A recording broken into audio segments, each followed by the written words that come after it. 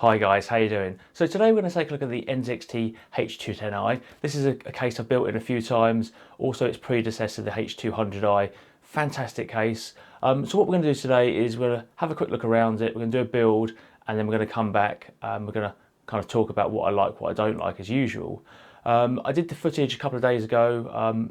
It's not the best light, to be honest, and I'm also changing my studio around a little bit, so please bear with the footage. It's not kind of the usual high standard that I kind of like to try and produce, so yeah, so just bear with it. Come back in a few minutes and we'll have a chat. But before you go, I'd like to say thank you to everyone that subscribed. About 4 to 6 weeks ago, the channel probably had about 50 or 60 subscribers. I've now surpassed 200, which is like fantastic. It's kind of making me more motivated to kind of bring top quality content. I am learning as I go. I've had no training or anything like that, so I'm winging it. Whether it shows sometimes, I don't know. So if you've got anything which you like and you don't like, just let me know in the comments. I'd appreciate the feedback. And one particular feedback goes to Chino. I'm taking souls.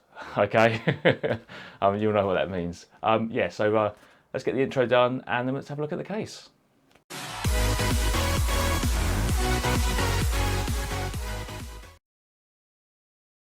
So have a quick look at the front of the case. Got a nice tempered glass panel. Got the vents on the front there.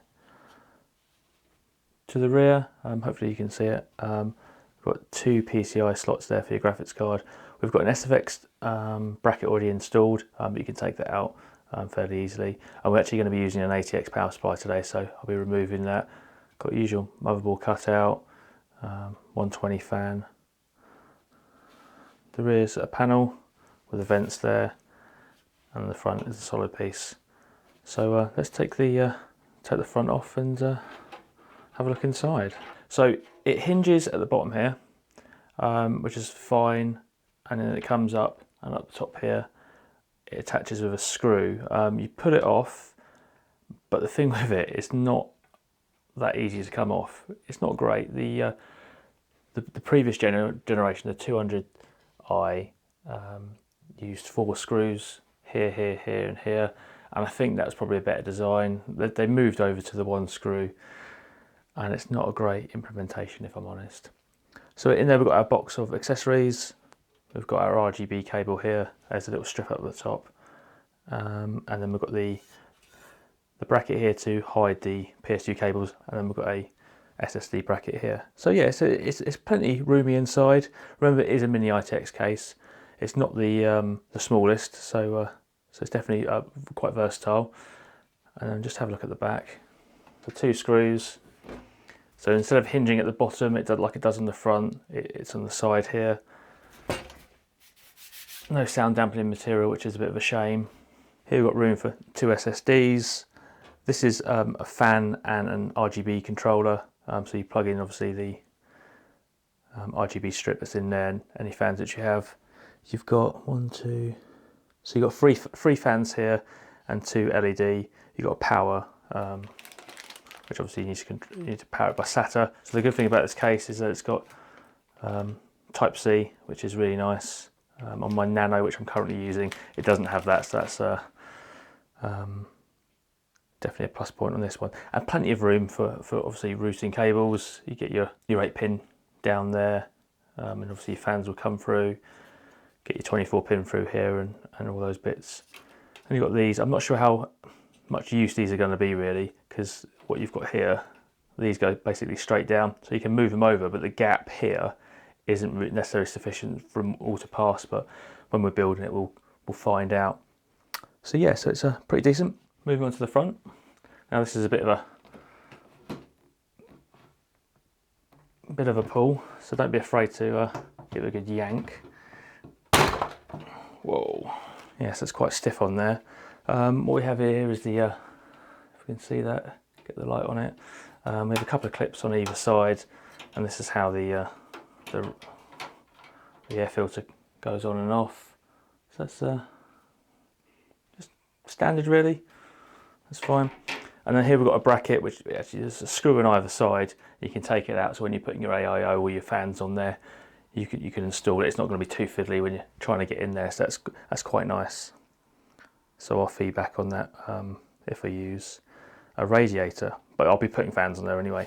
So that's the case. What I'm going to be doing is transplanting my Nano S system into this, and we'll do a little bit of a short video on that now. So let's crack on.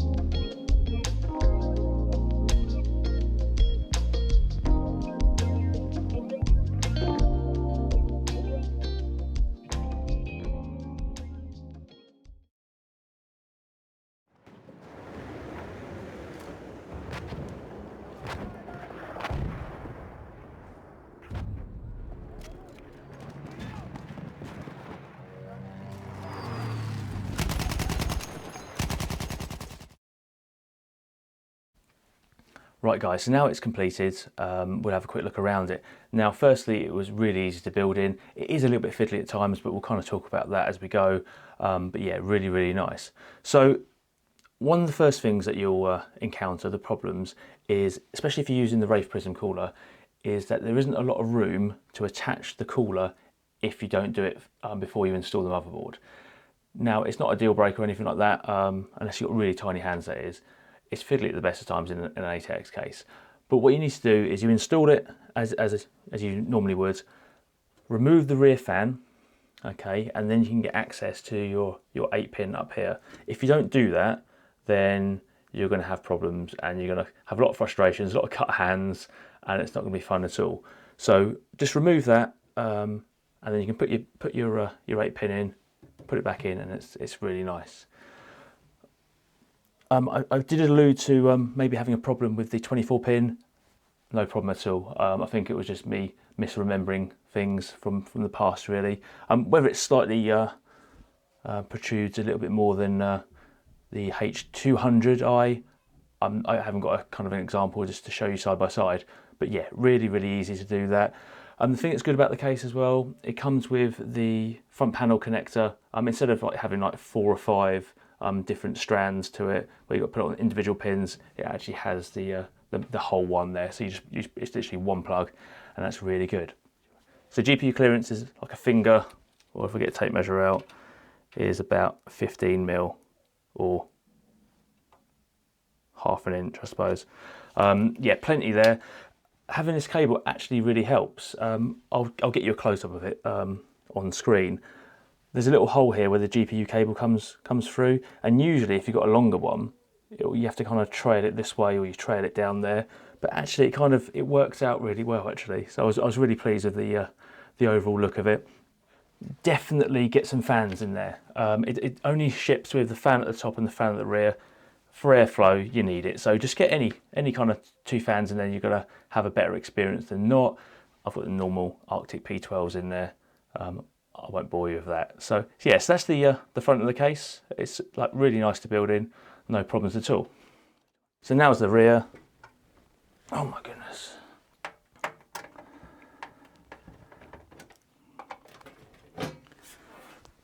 So if you have a look at the back, it's not the best cable management work by me, but yeah, it's nice and tidy. You've got plenty of room here for your 8 pin, and a couple of fans come through this way. Goes into the hub, your 24 pin there, no problem. Got a hard drive down the bottom. Yeah, really nice. So the fan hub, it's great. It does what it's supposed to do. However, with a mini ITX board, if you're not familiar, it generally comes with one USB header, and that takes it up. So it depends on how you look at it, really. If you haven't got an AIO, no worries. If you're gonna have an air cooler, you don't need to think about it. But if you are gonna use an AIO and you want this, you've got 2 options. One, you can get a splitter, which I put up on screen, cost me about £8 from Amazon, or you can spend about £20 and get the NZXT official one, and that plugs in via Molex cable just to power it and does the job. But it's just one of those things. It's like, oh, okay. It's just a pain, really. I don't know if they could have come up with a different way of doing it. Maybe even supplying an adapter in the box. I really don't know. But yeah, so that's one thing to consider. That if you're going to use this, it's going to take up your USB port. So just bear that in mind, okay? But yeah, so I've got an SSD there with my games. I've got another slot there, and that's all really good. So I did a review recently with the Nano S, really nice mini ITX case, and I thought I'd kind of do the same sort of thing with this, just so I can kind of compare it to that, and obviously you can get an idea of like how I'm thinking about the case, what I like and what I don't like, really. So the first thing we're going to look at is cost. Now this one cost me £95. They usually retail for about 110. The non-I is about 80, I think, 80 to 85. Obviously you don't get the RGB strip and you don't get the fan controller. The fan controller takes up a USB port, so if you're going to use an AIO, as I discussed earlier on, then that might be a problem for you. But the thing is, if you've got a fan hub already, which is powered by SATA and just goes into your motherboard, into one of the headers, then you probably don't need to spend the extra £20, £30 on those two items. So for that reason, the I would probably give a rating of 4 stars. But the non-I, I'd probably give 5 stars, because I think all in all, that's a better priced case. But then it just depends on how you kind of look at it, really.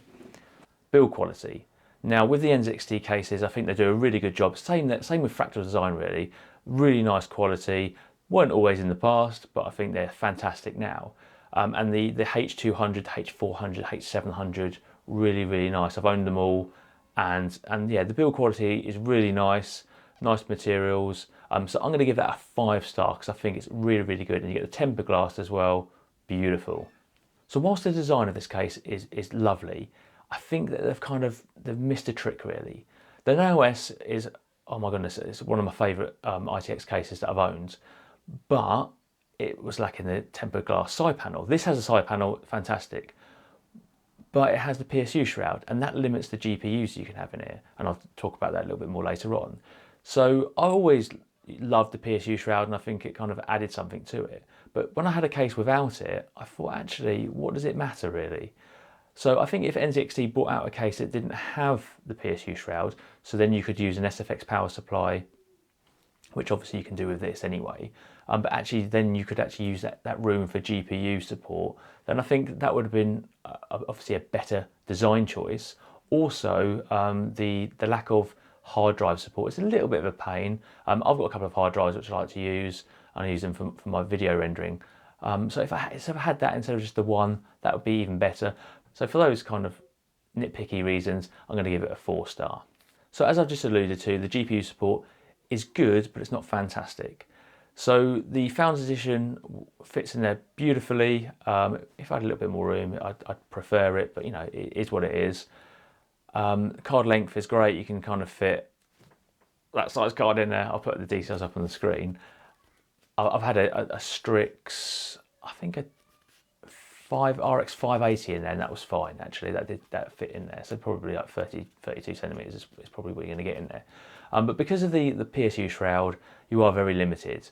So I'd like to give it kind of less than the 4 stars that I'm going to give it. Now I'm thinking about it, but it's between 3.5 and 4, and I'll kind of make a final decision on that in a minute. So the next category is radiator support. Now you can get a 120 or a 240 in here, and that's great. I am not a fan of front mounted radiators. I always like top mounted where possible, or rear, obviously in the case of a 120. So whilst it's good, don't get me wrong, it kind of loses marks, and it only gets 3.5 stars for me. So if we go back to the Nano S quickly, I gave that 4 stars because you could have a 240 in the front or in the roof. And obviously that just kind of suits my needs and my preferences a lot better. So for that reason, really, 3.5 stars I think is perfectly adequate for the radiator support in this case. So the final category is cable management. You're not going to have any problems, it's really good. If you've got the Founders Edition, then that little kind of cutout that they've got is going to be great for you to pass cables through. Otherwise, yeah, it's really roomy. If you've got a full-size power supply in there, like I have, then yeah, there's absolutely no issues with kind of getting your cables in there. If you've got a non-modular power supply, obviously it's going to be a bit more crowded down there, but yeah, otherwise it's absolutely fine. Oh, I give it 4 stars. Guys, so if we're actually doing the tally up then, I actually marked this slightly higher than the Nano S, and I think that's basically down to design choices that they've made. It's got a tempered glass front panel, and it's just really nice. And obviously it comes in a few different flavors as well. You can get blue, you can get black, you can get red, and you can get white. So yeah, so a lot more options, and it's just a no-brainer really. Plus you can get the I or non-I version to suit your needs and your budgets. So yeah, it's a really good case, and definitely one which I recommend. So that's the end of today's video. Hope you liked it. If you did, like, subscribe, and I'll see you in the next one.